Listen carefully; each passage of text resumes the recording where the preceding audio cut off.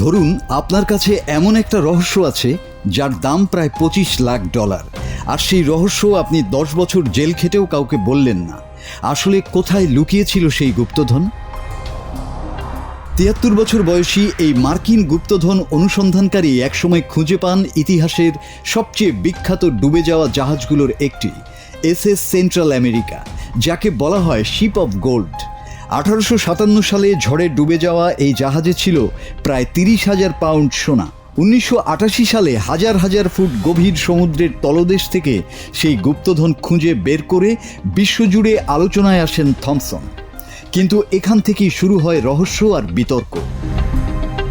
যারা এই অভিযানে টাকা বিনিয়োগ করেছিলেন তারা অভিযোগ করেন থমসন তাদের প্রাপ্য টাকা দেননি। তারপর 2005 সাল থেকে তিনি হঠাৎ গা ঢাকা দেন।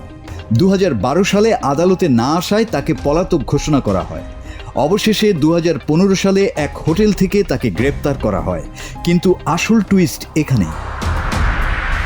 আদালত যখন জানতে চাইল সেই হারিয়ে যাওয়া 500 স্বর্ণমুদ্রা কোথায়, থমসন সরাসরি বললেন, আমি জানি না। এই জানি না কথাটার জন্যই তাকে আদালত অবমাননার দায়ে জেলে পাঠানো হয় এবং তিনি সেখানে কাটিয়ে দেন টানা 10টি বছর। সাধারণত এমন অপরাধে 18 মাসের বেশি জেল হয় না, কিন্তু তার ক্ষেত্রে আদালতও যেন হাল ছেড়ে দেয়নি।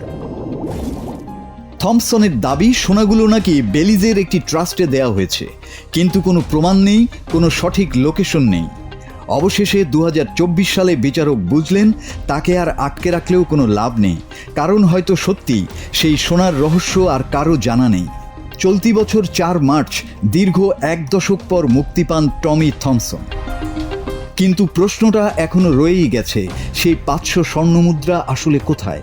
সমুদ্রের তলদেশে, নাকি কোনো গোপন ভল্টে, নাকি এই রহস্য চিরদিনের মতো হারিয়ে গেছে ইতিহাসের অন্ধকারে? মাসুদ হাসান, বাংলা টিভি।